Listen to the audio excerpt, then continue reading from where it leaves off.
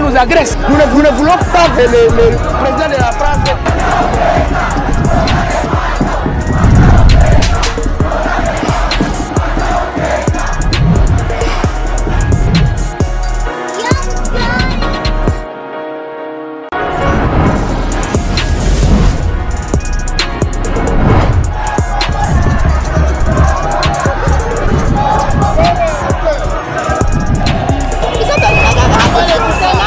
Donc, nous avons parlé de la réorganisation de notre armée. Ce qui est makasi, il y a que mais tout en makasi, il y a défendre ni intégrité nabiso territoriale. Mais quand cela ne tient, maintenant là nous sommes attaqués, nous devons aller dans le sens auquel on peut arracher cette victoire. Ce qui est dans communiqué récent officiel, il y a parti politique Nabiso, nous avons salué l'avancée. Il y a pour parler, il y a États-Unis et Doha.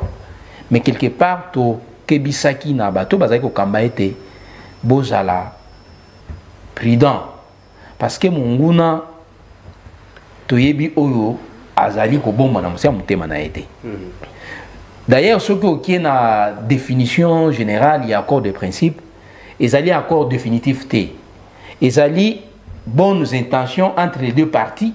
Au bandimi ko sur la pona souka baya ba acheminé par un accord définitif. Mais jusque là, tu lingato commenter T. Yango tozo éviter T. Position na biso peut-être est à la différente na ya partie. Ndé tozo senga que ba primaire est à la réserver na ba cause na biso lobby. Et ni o lobate que nous sommes faibles. Il n'y a pas de bisope tozali na kozanga pour na commenter ndenge badinga msusu bazali ko commenter mais tozo éviter to kweya na ba débat ya caniveau, c'est-à-dire to interpréter makambo na lenge ezalilité parce qu'il y a accord de principe bien que ekoki d'abord sur le plan légal l'accord de principe ezali nanu pénal légalité parce que batu ba oyo bandimi baoki soit kondima oyo balobaki na code de principe bandima yango na code définitif soit bakoka ko changer ma oyo bango balobaki neto zali ko se réserver tozela accord définitif de paix oyo bako signer soki ezali na balakin tokoleka oloba mais en premier lieu tolingi na lobby to sur la entre ba jeune na hiérarchie à partir na biso par le biais à secrétariat général na simana yango tokozonga na plateau na yo tokozala prêt ya ko répondre na ba question na yo na oyo biso toyebi na oyo pe to lia lobby à travers secrétariat général na biso. OK, donc c'est à dire tout ça une émission spéciale effectivement. Donc après rencontre il y a jeunesse, il y a parti na hiérarchie à parti na lundi ce qu'on invité biso nous allons parler de tout sauf rien. Ok, très bien. Merci. De toute façon, le bel base pour permettre également base par Yoka Uzali matière, hein, parce que le bel base, ça ne peut sûrement servir peuple. Surtout qu'on peut voir également ce qui est possibilité pour que la paix aussi en direct sur la RTVS 1 pendant les heures également émission le bel base. Donc 12 heures, on peut faire également spécial à partir de maintien à lobby. De toute façon, tout côté la mesure union sur alors, on est que Pichou, qu'est-ce que j'ai dit? Mais comment est Kibaka?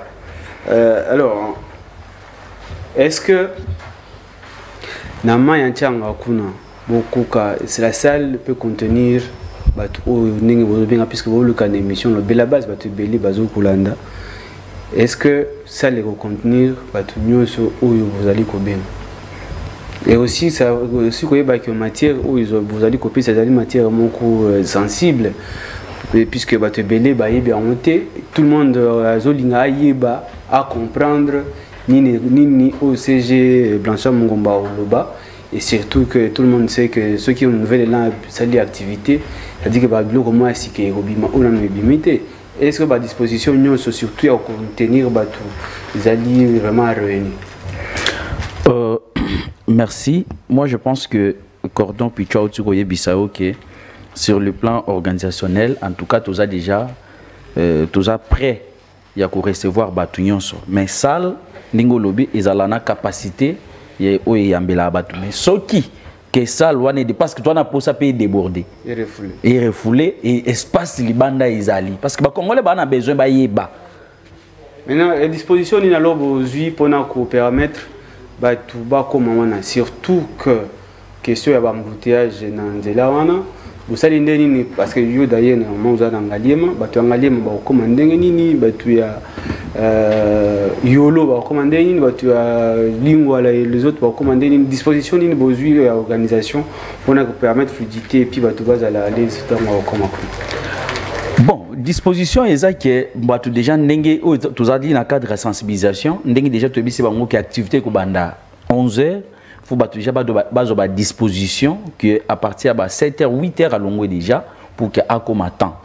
Donc voilà. Donc, bato basala effort wana que mboka na biso Kinshasa lelo nzela ils ont posé problème mais tomi longo là avant pour na éviter l'embouteillage pour to koma pe attend et aussi les attend pour bato pas zonga attend.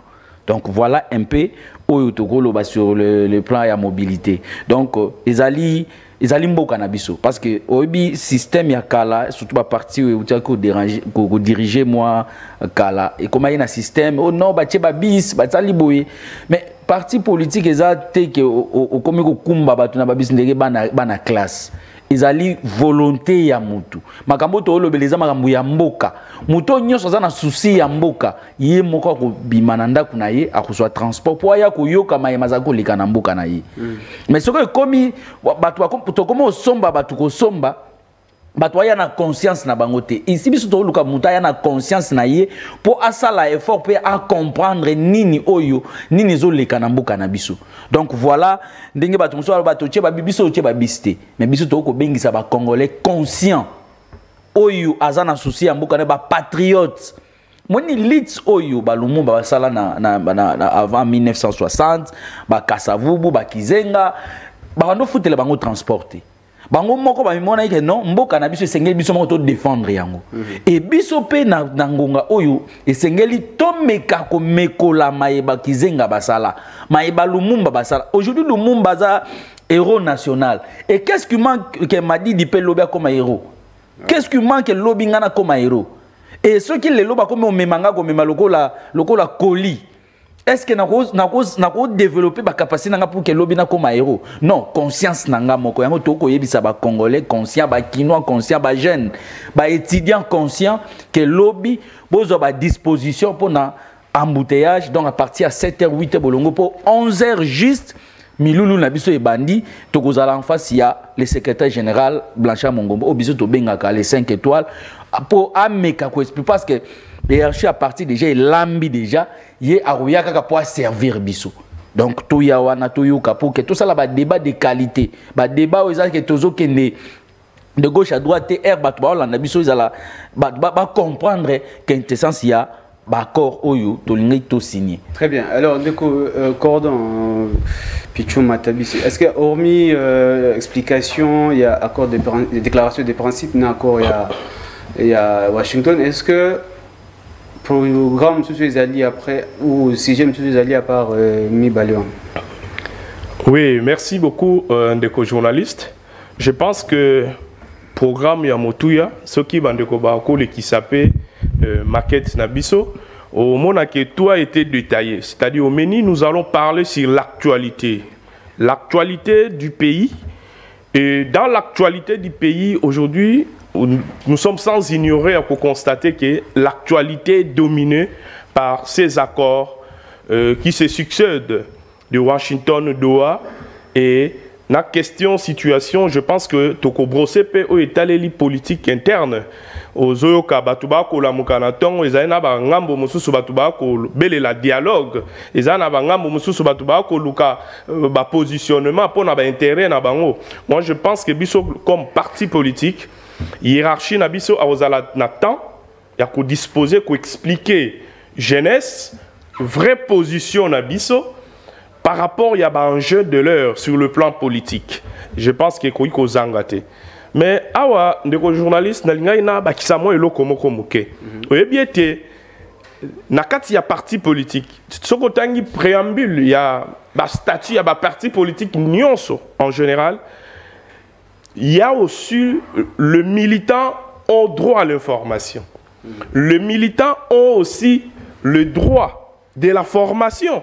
Parce que tozali censé former Batunabiso. Pour bangonde, ba militant na lobby, akokoma bourgmestre, akokoma chef de localité, akokoma chef du quartier, il faut azalana ba notion administrative, il faut azalana na politique générale yamboka. Mais musala na reconstater que ba parti politique yebele ba ibi angote ba sala angote. Donc na kati ya nouvelle élan ndeko Maïka lobaki yango tozali na ba école de c'est l'école du parti. Tozali na université populaire. Tozali organiser une journée porte ouverte. Et lobby, c'est samedi. Donc organiser Milulu Amonene, na mokonzi na biso le secrétaire général akoyeba ko pesa ba détail et tous les contours sur les accords de Washington et sur l'accord de principe de Doha afin que jeunesse na biso ezala éclairé.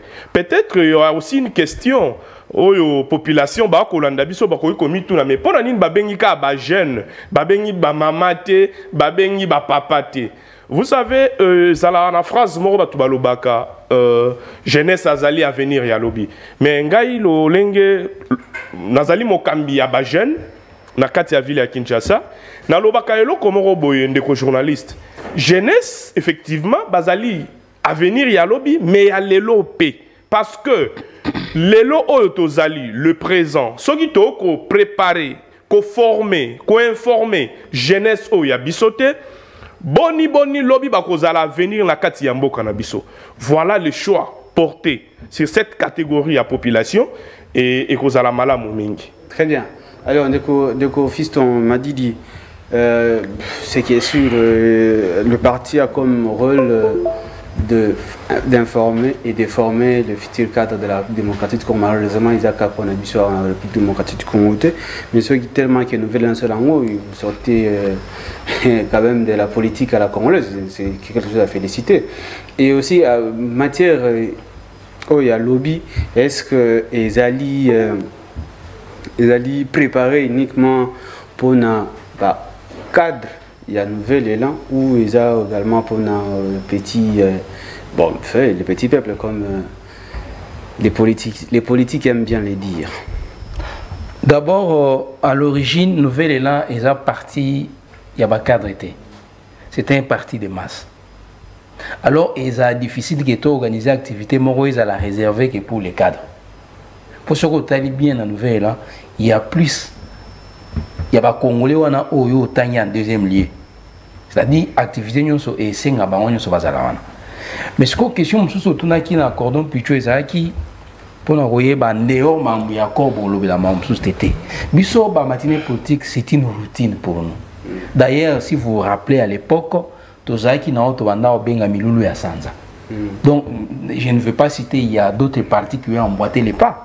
Comment ils vont a fait un mois, soit chaque dimanche il y a fait un mois, on organise l'activité. C'est ça, c'est nous, c'est les nouvelles élan. Et ça, l'activité n'a pas des routines, mais oyo et revêtir moi caractère moko particulier du fait que to lobé là-bas point saillant oyo ils ont touché le mboka. Ndé au moni to mobiliser pour être oyo to lia ka d'habitude to lia ngobiso moko te to lia ngona batu mususu oyo ba koya koyoka matière voilà mais ça activité na biso tout ça la mikolo. Et n'oubliez pas aussi que nous revenons des élections. Que tout parti politique sérieux, après l'élection, et qu'il n'a pas une organisation d'activité, il faut d'abord un état des lieux, autant que tu as eu malam, pour l'obito, ça la chose que tu as malam. Tu vois qu'il y a tant de drapeau qui en Berne, l'activité Nabiso qui relancée par le secrétaire général le mois passé. Donc, il y a le roi, moi, Goya Sikapé, Oyo, Bapesi na jeunesse pour azonge la mililu nae, Oya, Bandaï Kosala, il y a des années. Donc, c'est ça ce que je vais donner. Ok, donc, c'est-à-dire, vos vacances ici pour la nouvelle. Bon, vacances ici, là, on va nakala.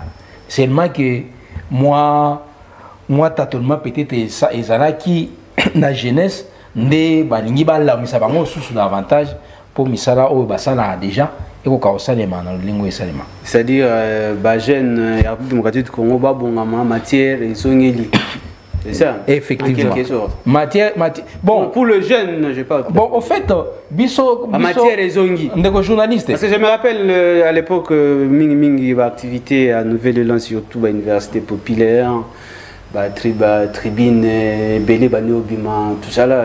C'est-à-dire, moi, goût à raison. Parce que hier, j'étais avec une personne là, au placé, à lobby. Ah, Nicolas, ça fait longtemps, tu as eu ma Nouvelle-Élan.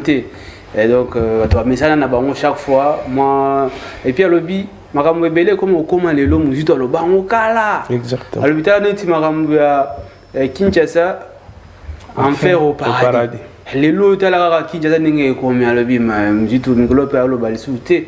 Alors c'est-à-dire que matière raison ba congolais d'ailleurs c'est le côté qui fâche soko moni batu mususu balinga nouvelle là c'est ça la raison. Ah bon? Adolphe muzito aloba boy abi expérience. C'est ça. Donc, le fait d'accumuler les erreurs, ça constitue quoi? Une expérience. En effet. Mouzito a géré. Et il n'a pas géré comme étant ministre et Abidjan, premier ministre était. Il a été inspecteur de finances. Donc, toute sa vie, il a sacrifié qu'au service de la nation. Donc, dans ces cas-là, il a accumulé et des erreurs et Oyamalam. Ça constitue maintenant une expérience. Alors, Moutouabongo, quand il parle, et qui ont attiré l'attention, c'est que Ozo qui est dans les boulots. Il y a un moyen soya à l'oba, ils ont eu ça les malembe. Donc, au biso, matière exacte et Ozonga, nous avons la matière grise. Mais nous nous sommes réservés. Non, mais est-ce que la peuple est binomo? Donc, il y a un moment où de demain, tu vas partager un mot dans le peuple et de lundi, au monde qui tous les plateaux seront inondés du nouvel élan et ils vont parler du fond et non de la forme comme font les autres. Donc matière raison. Effectivement. Donc bana kin, bana Congo, bana monde entier, oui makambo démocratie du Congo matière raison. Et là bon on m'a dit. Matière raison. Parce que lobby n'a regretté dans un groupe et puis journaliste ba intégration dans un groupe belé, je sens un communicateur d'un parti que j'étais les noms. À ça l'analyse, qu'est-ce qu'il dit dans son analyse? J'étais devant la télé pour suivre les nominations. Il y a eu que les gens de l'Union sacrée. C'est ça son analyse. Donc, il y a tant avant dans la TV, à ta nomination à Monica Abato et l'Union sacrée. Lui, c'est un communicateur de l'opposition. Ce qu'on y donc, on a nomination, on a vous voyez l'analyse. Et il a partagé ça dans tous les groupes. Ce qu'on a vu au fond de moi. Et là, quel est le fond réellement? Parce que ce sont eux qui gèrent. Le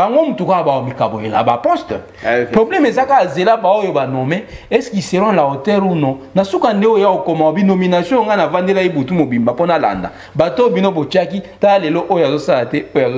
c'est ça ce qui attend. Voilà, on a ma matinée affiche matinée politique. Il y a Ligue des Jeunes à Nouvelle-Élan, c'est samedi 26 juillet à 12h. Nama ya Tianga, donc là de photo et coordonnateur national Joël Lopez et puis photo et coordonnateur provincial Pichou Matabisi.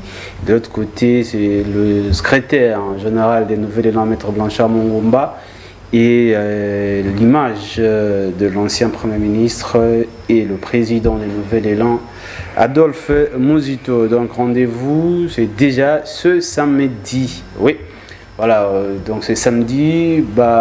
Disposition nous sommes déjà réunis pour que Bino Congolais, on a besoin, il y a Yeba, quintessence, na fond, il y a accord, mais aussi la déclaration des principes entre la République démocratique du Congo et d'abord le Rwanda, et puis la déclaration des principes entre la République démocratique du Congo et le M23 aux qui signé à Doha. Alors, déco Kibaka Mike, matière raison, Congolais a soif, déco, je crois ndeko fiston à Yebisio qui matière ils allaient en ango déjà non ils n'avaient pas abîmé ce qu'ils ont la peuple voilà ils ont peuple vraiment assez voilà donc lundi déjà l'obiso qui tozu et pas le secrétaire général et surtout que makambo ya dialogue makambo ya déclaration de principe aussi qui na doa tout nous parce qu'on interpréter na manière na bango c'est au dalipe de analyse ni mutu ni mukila ni libumelo ya te ndeko journaliste obi makambo oti koloba makambo ya Adolphe Muzibiso na nouvelle là ba militant ba bengaka ye visionnaire du Congo parce que vision aza en avance ya réflexion parmi ya soko taliba ba grand leader ya mboka oyo ya za la mo avance wana era oyebisa bato a lobi mboka ezali agresser to bunda nanu ke to soutenir nanu mboka bato bakizaka ya balobi non akoti na union sacrée asalibu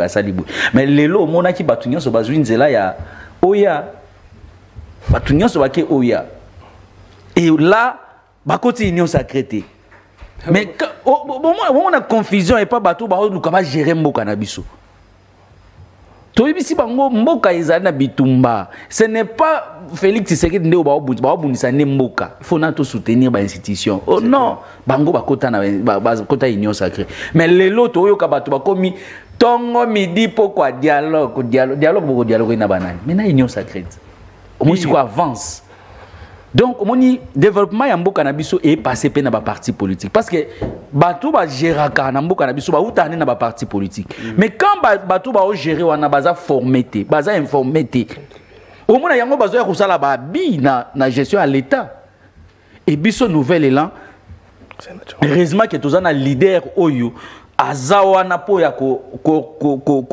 former ba jeune pour que lobby herba ko koma na ba institution ba ko gérer selon besoin ya peuple mais lelo ba parti belé bazaka wana soko tali ba télévision nyonso mikolo oyo ka dialogue mais dialogue ngo wa ba musuba o critiquer ndenge madi dialogue ba o critiquer ba corps oyo ba lingwa mais vous proposez quoi vous sentez que muto ya critiquer mais sans que proposer eloko ce qui ezaki bino nde bozala ki esika wana ta que parti politique bonga bosala nini bazana ngote parce que vide déjà na kati ya ba parti na bango yango nouvelle là to la kisa bango ndenge mususu ya komone la makamu ndenge mususu ya kosala la makamu na ba parti politique parce que boni na net dans un exemple Afrique du Sud parti o ya Nelson Mandela ANC moni parti wana na Afrique na zorango modèle parce que c'est comme aussi Chama Pinduzi na Tanzanie. Bon, Tanzanie, na Angola, ce qui est un peu là. Donc, au senti que les partis ils allaient organiser, politique publique na bango, na base na bango yeba que jour ce qui chef na biso zawana, voilà le lenga go diriger. Voilà la politique publique à en place. Mais les lots na Congo. Ça limité ba voilà. Balobi non au yo kana ko sala boye, au sala yango te démissionner. Mais est-ce que na Congo to komi na niveau ana? Dans le jour to ko ba parti politique ils allaient bien organisé, bien structuré, au komona que changement na gestion na biso ekokota. C'est pourquoi mon que nouvelle est là. Tozo se préparer que jour to ko pouvoir, to yeba ko gérer selon aspiration ya peuple et non ya biso ba to za na kati ba institution. Donc tobengisi ba jeune ba yeba ko ya ebele lobby ba ya ba yoka ndenge secrétaire général akopesa akopanza nteke ndenge biso ba kinwa to lubaka et ba nyonso bazala ki na carence wana mona so ba communicateur nouvelle elate de ce lundi bokomona to kozonga pour que tout ça là ba débat moko réfléchi et non ba débat ya CNZT donc lundi déjà to kozonga pardon? Parce na carence en matière. Oui, carence en matière, c'est pour battre benga biso mais comment bozo les kato bisi bango bozala kimia tozo préparer tozo tchaba sauce nyonso pour air to bima bolia biloko izaya ko bela ko izana sauce kitoko. Donc peuple congolais ba communicateur nouvelle bazaki ba kene ko vaccin. Il y a matière, ah wazo est-ce qu'on a matière donc déjà lundi vous allez encore une émission spéciale pendant que le bilan maintenant makambo accord et probablement procès Joseph Kabila Ibani déjà les lots. Plusieurs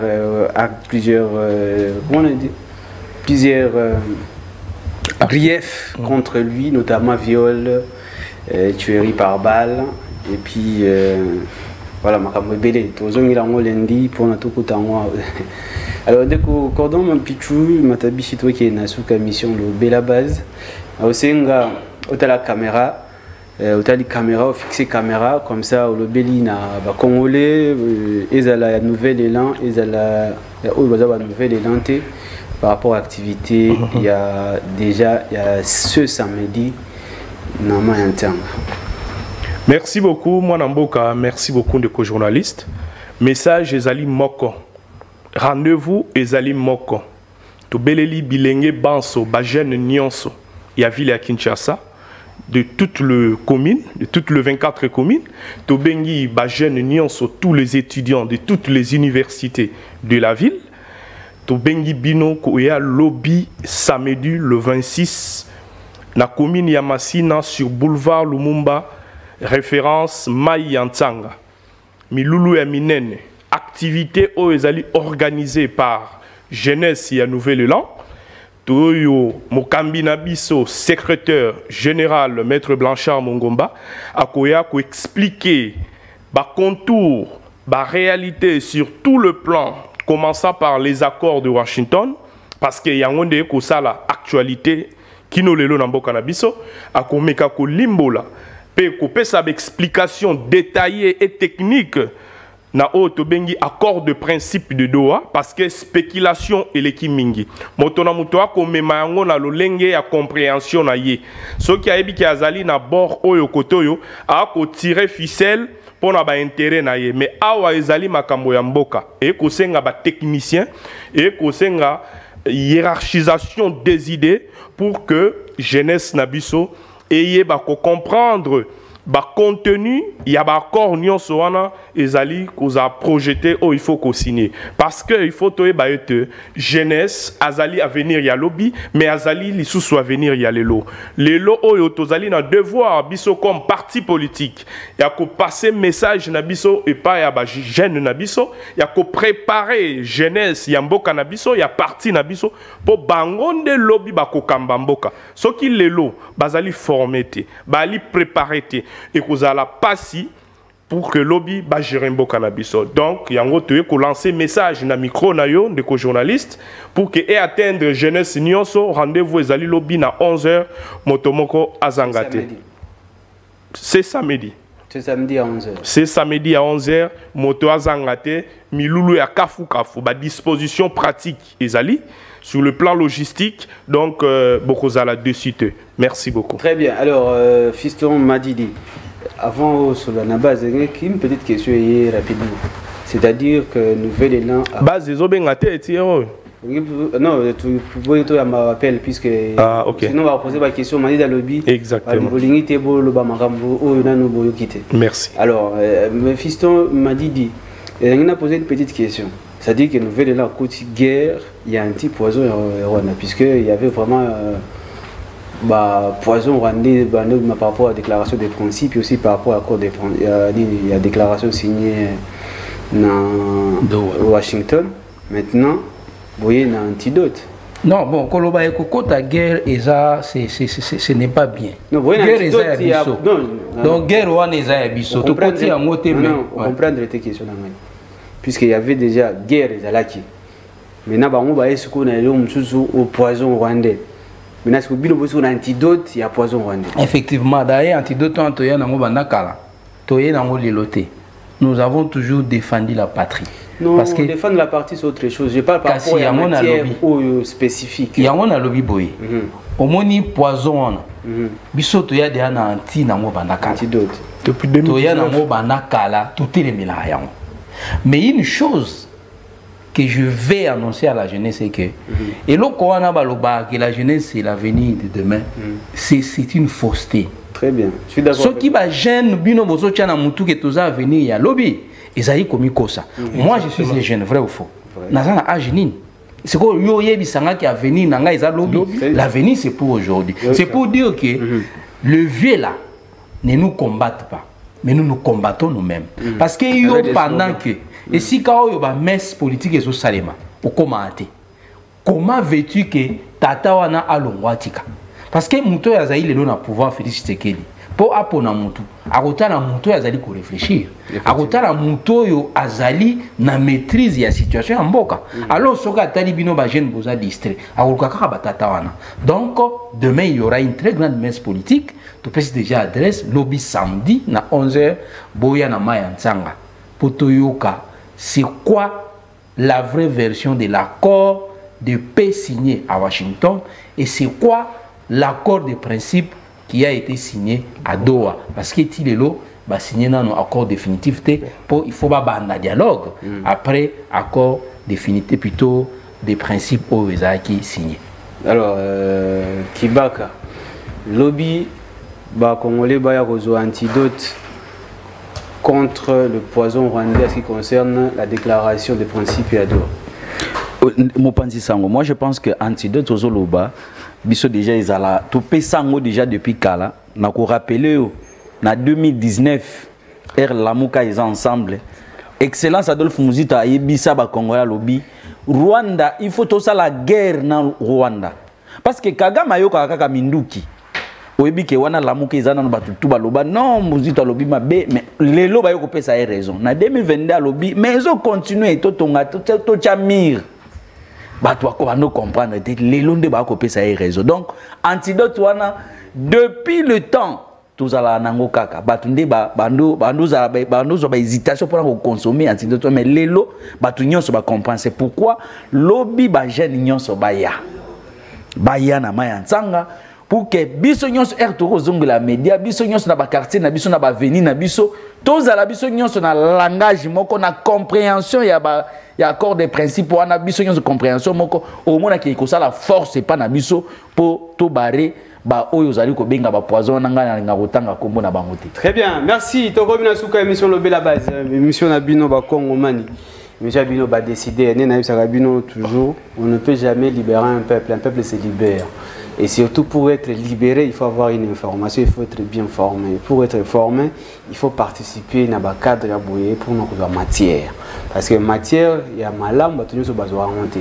So il est lot, fausse information qui circuler dans le peuple, dans les réseaux sociaux, parce que biso, Congolais, toute l'information, il y a bien été. Voilà pourquoi c'est très important que vous nous participez dans les activités. Il y a ce samedi, donc déjà pour ce samedi, déjà s'il est 11h, il faut qu'on se précipite pour la matière, pour barrer la route contre nos agresseurs. Parce que on va dire comme qu'on échoué dans le terrain. Comme on a des réseaux sociaux, on a des fausses informations. Tant il y a besoin d'antidote pour que les fausses informations circulent les soutes. Bisoto pesa kabino matière, bisoto yebisa kabino sengeli boyoka. Fort probablement, je crois que le coordonnateur de la Ligue des Jeunes Nouvelle-Élan, je crois, a aussi des dispositifs, des dispositions union sur sengeli pour que peut-être le bel base a couvert en direct. Et je crois, monsieur le coordonnateur Pichou. Exactement, exactement. C'est fort possible que Bandekoba Kolanda Biso, lobby Bako Bazali Misika, na Bamboka Bapaya, parce que tu es bien été RTV, ses alliés chaînes satellitaires, et Zola Ilanda Mara partout dans le monde. Donc, Bako a une possibilité, na Kolanda Biso en direct, to Kobunda, pour que tu aies à la réaliser. Et de Konako, parce que au moni lolenge to ko lobaboye biso tozali ba représentant ya jeunesse na biso ya parti mais ezali pena bandeko mususu bilenge ba kolanda biso bali peut-être na posa ya ko intégrer parti politique na biso peut-être bazui chance te to ko glisser numéro ya contact e ko pesa bango possibilité ya ko atteindre biso peut-être pour na ba adhésion na bango peut-être pour na ko participer lobby pour na ba contact permanent donc pour na ko coordination provinciale ya ville ya Kinshasa boko iko benga na 081 24 999 81 na ko iko bandela pour une meilleure audition 081 24 999 81. Wana ezali numéro na biso soki obengi tokoyeba ko orienter yo pour que o adhérer, o participer na o nyonso ya malamu ile kaka na kati ya parti politique nouvelle là. Très bien. Et ceux qui m'ont dit numéro ont bien été au comment un numéro est affiché dans la télévision. Exactement. Ils sont mon retour plus habitué à numéro il y a membre la nouvelle élan. Donc il y a beaucoup de parti surtout parce que c'est une grande partie où dans la vision parti où il va former et puis qu'on informer le peuple congolais. Merci to comme la souka moins que ceux qui m'a dit ou qui baka vous a proposé et loga Rosloba. Non, tout a été dit. Na béni particulièrement jeunesse il y a district Nanga, district Yafuna, je vois Bandalo, je vois Selembao, Bumbu, Kasavubu, Ngiringiri, Kalamu, Baya na Milulu ya jeunesse ya parti lobby samedi à partir à 11h. Ouais, bon, ngai pe na ko ça l'appel na jeunesse ya Lukunga. Lukunga bana ya Ngaliema, donc Kaluka, Malueka, tokokuta na biso nyonso à partir à 7h30 na rond-point magasin. Ba ndeko ya commune ya Kin, Barumbu, Gombe, tokokutana na Willery, toujours na 7h30.